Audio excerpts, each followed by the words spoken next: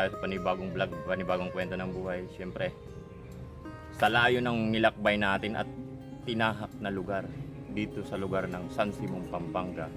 Siyempre, from Baliwag, Bulacan. So, San Simon, Pampanga, napakalayo at init ng panahon. Nakikita nyo guys, yung init ng panahon. At gamit natin ang ating Hokage technique ng motor. Siyempre, sipag at syaga para sa inyo guys at sa patuloy na tumatangkilik sa ating Jason Philip TV. Siyempre, nakakita na naman tayo ng isang kwento ng buhay na gusto nating makausap at makapagbigay tayo ng tulong.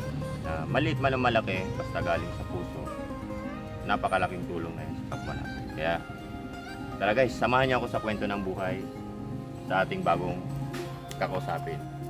Let's go guys.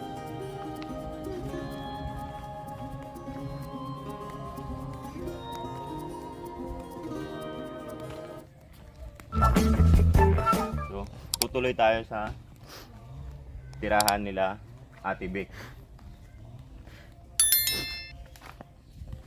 So, ayun niya guys, at kasama natin si Ate Vic. Magandang hapon po Ate Vic at welcome po sa ating Jason 23 TV. At isang content creator lang na napakaliit na channel na para sa pagtutulungan ay lalaki din yan sa ating sipag at syaga.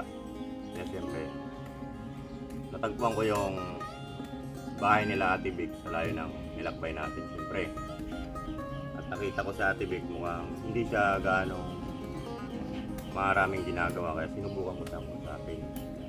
Siyempre, magandang hapon po Ate Vic. Ayun. May mga kunting katanungan lang kami sa kwento ng buhay na patungkol lang sa mga malilit lang na mga trahedya ng buhay. Dito sa San Simon, Pampanga, ilang taon na po kayong nakatira dito? Kasama ko matagal lang, pero ako bago na nasa 8 taon pa lang kami. Matagal na. Years. Pero taga saan talaga sila?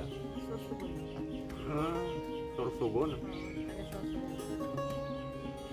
Parang ano yun? Part ng Mindanao ata. So paano kayo napadpad dito sa ano? Sa Tinatawagan lang kami ng boss kung may trabaho ng dito. sila lang yung ano sa akin. Kasi yung taga rito ay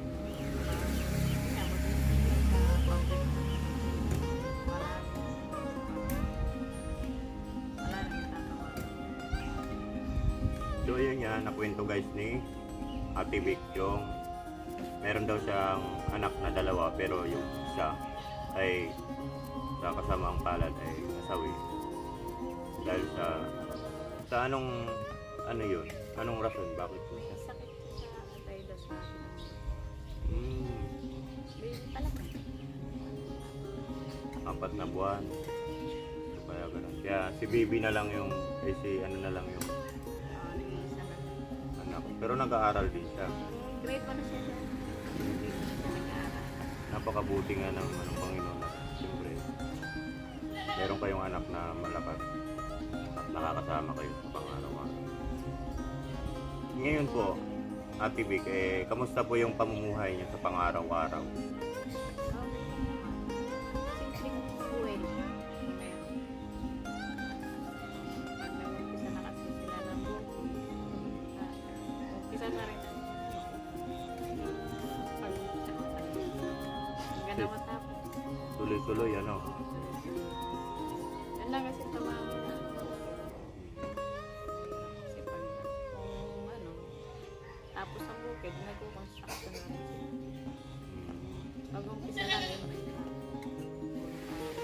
Pero dito, siyempre, iba talaga, may sarili kayong titira. Saka ano, Makikitira lang. Sa ano, sa may-ari. Kaya yun. Ayan guys, tignan na, pasilip natin yung tinitirahan ni Ate Vic. sa Yan. Diba? Dito po nakatira si Ate Vic.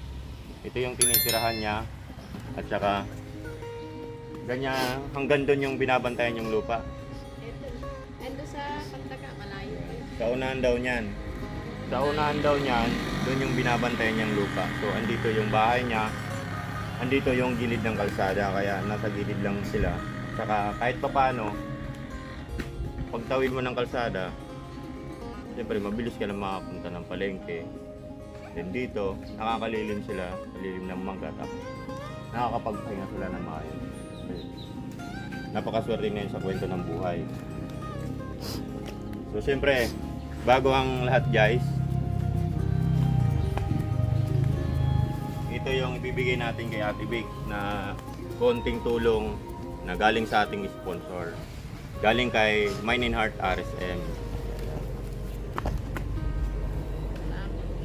Yan idol.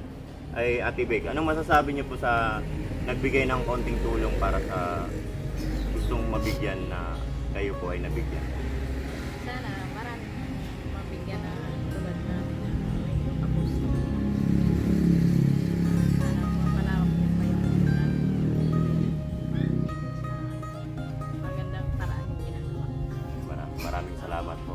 Kaya Salamat siyempre, din. ako po ay lubos na nagpapasalamat kay Ate Vic na kasi alam kong nakagambala tayo ng oras at saka siyempre napagbigyan tayo ng dahil kay Ate Vic. Ako po ay lubos na nagpapasalamat sa binigay niyang oras na makausap tayo. Kaya maraming salamat po sa inyong lahat guys at siyempre please like and subscribe sa ating channel and salamat sa patuloy na pagsuporta sa ating TV and